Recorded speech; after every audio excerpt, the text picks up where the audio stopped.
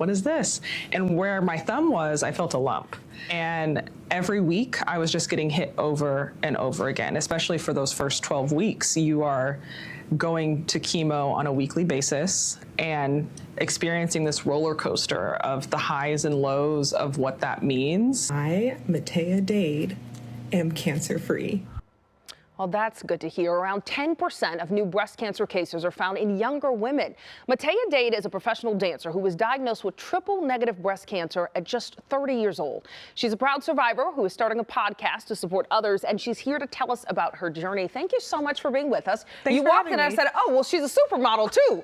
Thank you for being here. You look so beautiful. Thank you. I can only imagine what you've been through. 30 years old is so young. Yeah. To go to the doctor and hear that you're diagnosed with breast cancer. Take us back through that journey. Were you going to the doctor because you thought something was wrong? Yeah, I woke up one morning and everything changed. I felt something in my breast. I hadn't been previously doing my exams the way I should be. Yeah.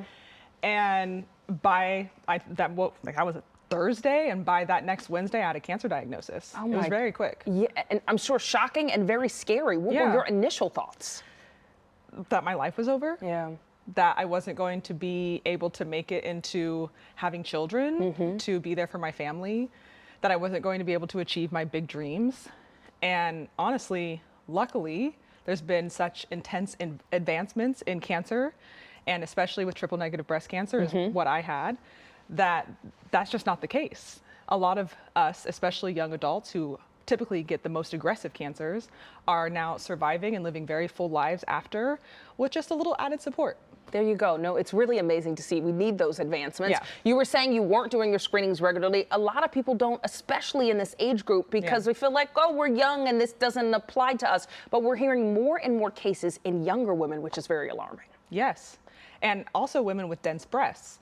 If you have dense breasts, sometimes when you're doing a self-exam, especially if you're not trained to do it properly, Right. you are missing a lot because you're already having fibrous tissue.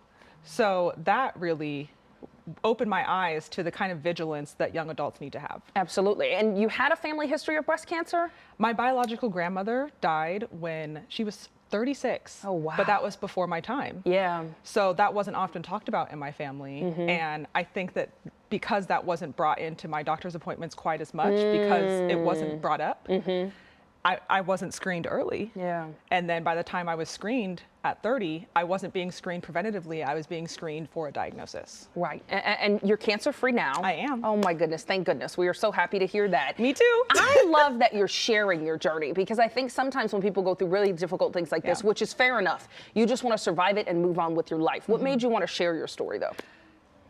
Honestly, one, that's just in my nature. I want to bring others in and make sure that other people know that they're not alone.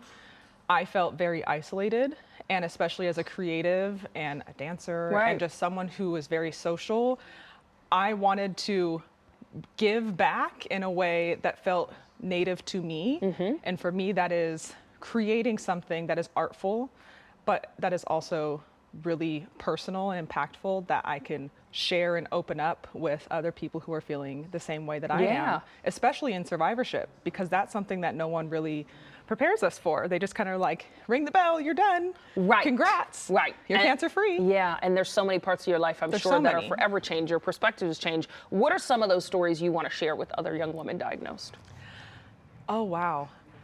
There's a lot. And honestly, I want to share more than anything that, one, you're not alone. Two, there is support out there, specifically for adolescent and young adult survivors. That's anyone who's diagnosed under 40, that for like rehab, for fertility preservation, that for relationship trauma, for reconstruction trauma. There's a lot of resources to be found, but we need a link to bring them all together. And you were doing that is with what your I'm hoping. podcast. That is what I'm hoping to do. Okay, so tell us about the podcast. So the podcast is called You Survive Now What?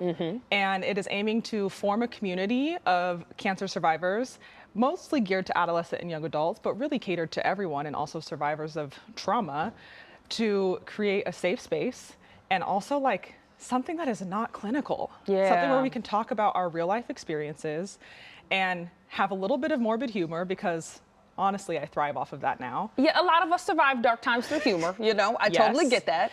and just provide us some hope for the future, because really the cancer diagnosis is not the end. It changes you forever. Yeah.